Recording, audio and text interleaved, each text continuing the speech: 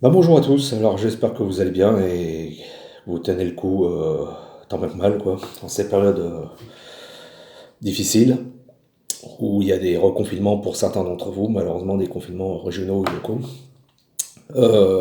Voilà, donc on est dimanche matin aujourd'hui et dire j'avais prévu une vidéo sur un autre sujet, quoi qu'il n'est pas tellement éloigné. Mais là, avec ce que je viens de voir passer, je vais parler d'autre chose. Ce matin, j'ai pas trop le cœur à la rigolade. Parce que là, on est en train de rentrer dans vraiment dans quelque chose de vraiment,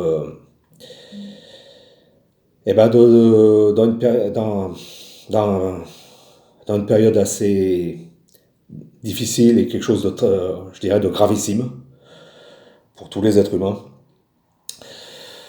Là, je pense que pour ceux qui ne sont pas encore réveillés, qui dorment encore ou qui ne veulent rien voir, il va falloir vraiment commencer à vraiment se secouer, à vraiment se bouger le cul. Je vous le dis sans détour. Parce que cette fois-ci, commence franchement sérieusement à en avoir marre. J'en veux pour preuve ce que je viens de voir passer sur Facebook, par exemple, sur les réseaux sociaux depuis 2 3 jours. C'est absolument dramatique et très très grave, comme je le disais. Par exemple, ce qui s'est passé par exemple à l'hôpital de Brest où un homme qui a été victime d'un accident du travail et qui a le doigt coupé, sectionné aux 3 quarts et son doigt tenait plus que par un bout de chair. Et donc il fallait qu'il aille évidemment aux urgences pour se faire remettre son doigt vite fait, quoi. Et qui était en train de se vider de son sang. Et une fois arrivé là-bas, le personnel hospitalier lui a dit qu'il fallait absolument qu'il passe un test PCR, sinon il ne serait pas opéré. Ou sinon il peut rentrer chez lui avec le doigt comme ça. Ça vous donne une idée de ce qu'il est en train de se passer. Donc cet homme-là a refusé le test PCR et c'est son droit. Parce que d'abord, il avait une contre-indication médicale parce qu'il fait des migraines chroniques. Et comme le bâton dans le nez va jusqu'à la barrière hémato-encéphalique, ça lui aurait déclenché des migraines violentes. Donc, il a donc refusé, il était pour lui hors de question qu'on lui plante un bâton dans le nez jusqu'au fond, jusqu'à la barrière sans cerveau. Et donc, ils lui ont dit, c'est ça ou on ne vous opère pas. C'est-à-dire, il n'avait plus qu'à se vider de son sang et crever chez lui. Il a refusé, il est resté à l'hôpital quand même, il dit, vous allez m'opérer quand même. Sans ça, moi, je ne veux pas de votre test. Et tout d'un coup, il y a deux, trois infirmiers, enfin des masters qui se sont amenés, qui l'ont ceinturé, qui l'ont pris de force, qui l'ont, on va dire, maîtrisé. Et une infirmière lui a fait le test de force. Et c'est pas une invention, voilà. C'est voilà ce qui est en train de se passer en ce moment dans notre pays et ailleurs dans le monde. Donc, est-ce que vous vous rendez compte là où on en est arrivé? Je vous le demande. Voilà. Qu'est-ce que je viens de voir d'autre aussi ce matin? La fameuse généticienne dont j'ai oublié le nom, là, qu'on voit un petit peu partout, qui annonce dans, comment dire, dans une conférence, je crois, un regroupement public, qu'ils vont faire des tests PCR par voie anale sur les enfants. Alors, vous rendez compte un petit peu où c'est qu'on en arrive là? Donc je suppose que ça va être fait à l'école.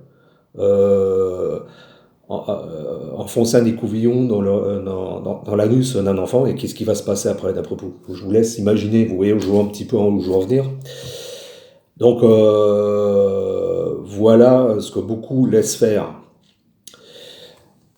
Alors, je viens de voir aussi passer, là, il y a 2 minutes, il y avait un regroupement sur une pelouse dans un parc en Belgique, où des gens étaient assis sur la pelouse. Je crois que c'était une petite manifestation, mais c'était un regroupement contre les mesures, contre les restrictions sanitaires. Il y en avait certains qui avaient des masques, il y en avait certains qui n'avaient pas de masque. Les flics sont arrivés à tout un paquet, même à cheval, et qu'on commençait à verbaliser à tour de bras et à expulser les gens du parc. Donc, je ne vais pas y aller par 4 chemins. Il commence à y avoir des résistants contre ce qui se passe un peu partout dans le monde. Le fascisme pose ses tentacules sur la planète entière. Et il colle dur. On peut parler de fascisme, et quand on pense par exemple au monsieur qui s'est fait comment dire, testé de force à l'hôpital de Brest, on peut parler de nazisme, de crime contre l'humanité, de forçage. Donc, ce sont des choses absolument graves, qui sont dignes d'un second procès de Nuremberg. Nous sommes d'accord?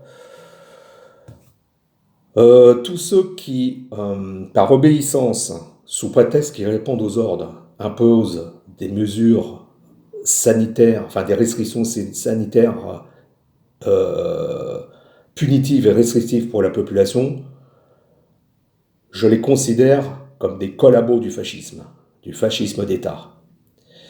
Tous ceux qui ne disent rien, qui voient, qui laissent faire ou qui s'en foutent, je les considère comme des collabos. On se souviendra du nom de ceux qui se sont tus, de ceux qui ont laissé faire, de ceux qui ont collaboré et participé à la mise en place de ces mesures, soi-disant parce qu'ils ont peur de perdre leur boulot et qu'ils ont des ordres. On va noter les noms de toutes les institutions qui ont imposé ces mesures et les gens qui ont participé. Ce n'est pas une menace, c'est une mise en garde. Ceux qui me regardent, qui regardent cette vidéo et qui participent à tout ça, sachez que rien ne dure éternellement. Choisissez bien votre camp, parce que le jour où le vent va tourner, on en verra la facture, et elle sera lourde. Je peux vous le dire. Il n'est plus question de plaisanter. Vous ne pourrez pas dire au moment où vous aurez à répondre de tout ça, je ne savais pas. Vous savez très bien ce que vous faites. J'obéissais aux ordres, par exemple comme les directeurs d'école, où les gamins sont obligés de porter le masque toute la journée, que ça les fait souffrir, qu'ils n'arrivent plus à respirer et qu'ils tombent malades. Je crois qu'il y a 3 gamins qui sont morts en Allemagne à cause de ça.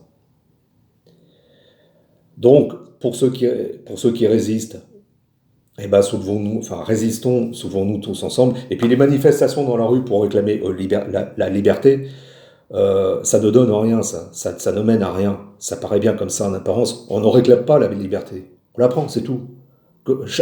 Chaque jour qui passe, il s'agit juste de désobéir, quelle que soit la menace, avec les amendes, les flics et tout ça. Non, non, maintenant c'est non. Ce qu'il est en train de s'installer, c'est absolument inacceptable, intolérable. Et ceux qui disent amen à tout ça, pour moi, je vous place dans le camp des collabos. Sachez-le. Et un jour, vous aurez à en répondre. Et on se souviendra des noms. On aura de la mémoire. Ça, vous n'avez pas de souci à vous faire là-dessus. Ou plutôt si. Parce que là, ça commence vraiment sérieusement à m'échauffer les oreilles personnellement. Nous sommes bel et bien dans un monde fasciste. Il faudra qu'il soit abattu.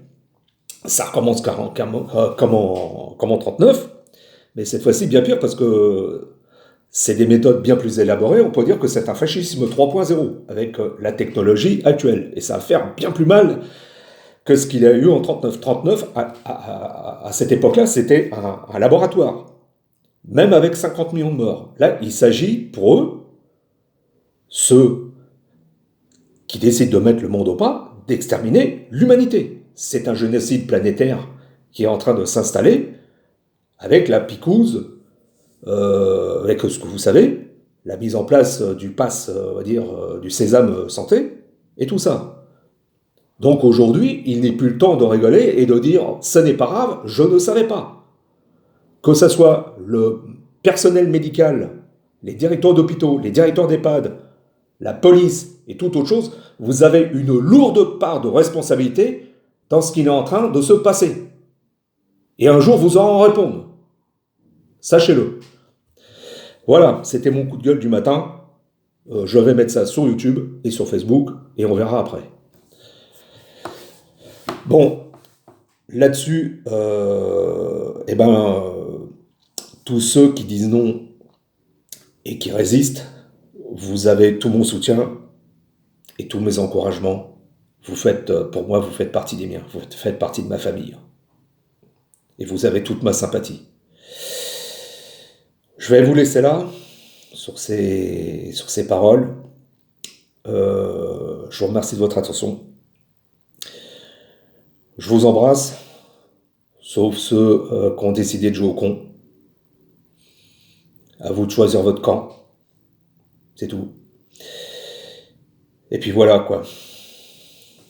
Et je vous dis à bientôt pour une autre vidéo, un autre horizon pour un autre monde, une autre civilisation pour un autre état de conscience, débarrassé de l'oppression et du nazisme. Salut, merci à tous.